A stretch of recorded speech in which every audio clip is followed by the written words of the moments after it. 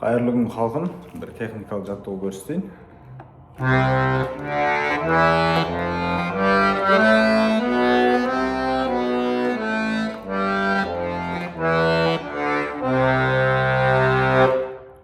Енді мына жақтан сол кілтінде 2 нота, мына жағында 1 нота ойнаймыз.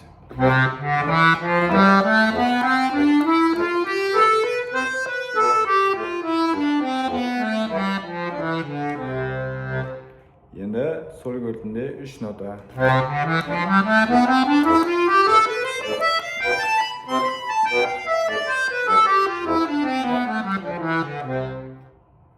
Енді сол кілтінде 4 нота.